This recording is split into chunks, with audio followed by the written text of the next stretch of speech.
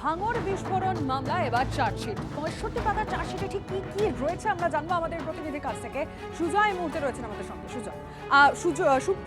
সুপ্রিয় গুহ এই মুহূর্তে আমাদের সঙ্গে রয়েছেন। সুপ্রিয়, কি কি রয়েছে এর মধ্যে?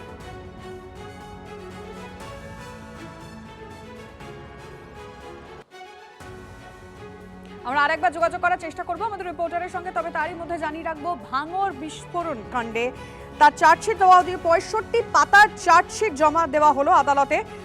ঠিক 87 দিনের মাথায় কিন্তু এই চার্জশিট জমা দেওয়া হয়েছে। ইতিমধ্যে আপনারা জানেন যে শওকত সহ এই মামলায় মোট 4 জন গ্রেফতার হয়েছে। চার্জশিটে শওকতের নামের উল্লেখ আর কি কি রয়েছে চার্জশিটে আমরা জানবো আমাদের প্রতিনিধি সুপ্রিয় গুহর কাছ থেকে। সুপ্রিয়, প্রথমেই তোমাকে যেটা বলবো যে ভাঙড়ে বিস্ফোরণের ঘটনায় আজ এনআইএর তরফ থেকে চার্জশিট জমা করা হলো।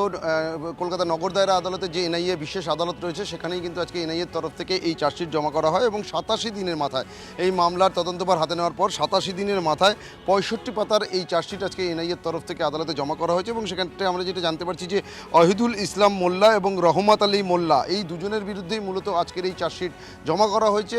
এই মামলাতে মোট 5 জন অভিযুক্ত ছিল, যার মধ্যে একজনের মৃত্যু হয়েছে। শওকত মোল্লা ছাড়া এখনও পর্যন্ত 4 জন গ্রেপ্তার হয়েছে।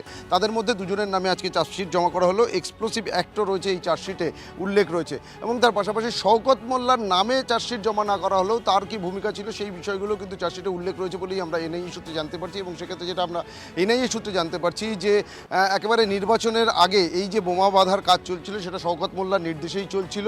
মানুষকে ভয় দেখানোর জন্য এই বোমা বাঁধার প্রস্তুতি চলছিল এবং কোনোরকমভাবে যাতে তাদের নাম সামনে না আসে সেই কারণে পরিকল্পনা করেই কিন্তু নিজের এলাকার বাইরে এই বোমা বাঁধার কাজ চালানো হচ্ছিল, এমনটাও কিন্তু এনআইএর তরফে এই চার্জশিটে উল্লেখ করা হয়েছে।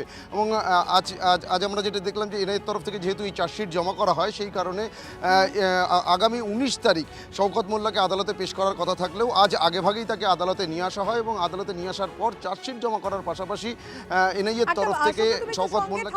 আমি আসছি, এই মুহূর্তে টেলিফোন লাইনে রয়েছেন বিজেপির প্রধান মুখপাত্র দেবজিৎ সরকার। দেবজিৎ বাবু, ঠিক 87 দিনের মাথায় 65 পাতার চার্জশিট জমা দেওয়া হলো আদালতে এবং সেই চার্জশিটে উল্লেখ করা হয়েছে ভোটের আগে ভয় দেখানোর জন্য বোমা বাঁধা হচ্ছিল। এনআইএর দাবি কি বলবেন? এনআইএর দাবি ঠিক তা ভুল সেটা তো বিচারে প্রমাণিত হবে এবং আমরা আশা করি এনআইএর দাবি সম্বন্ধে সাধারণ মানুষের যে ধারণা সেই ধারণা একই হবে, যে এটাই হচ্ছিল।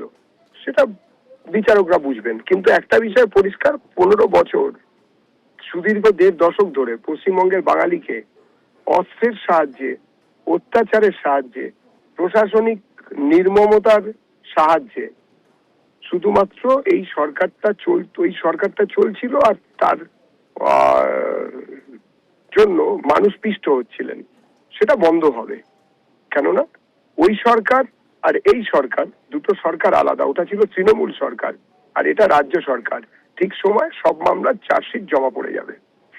ধন্যবাদ আপনাকে।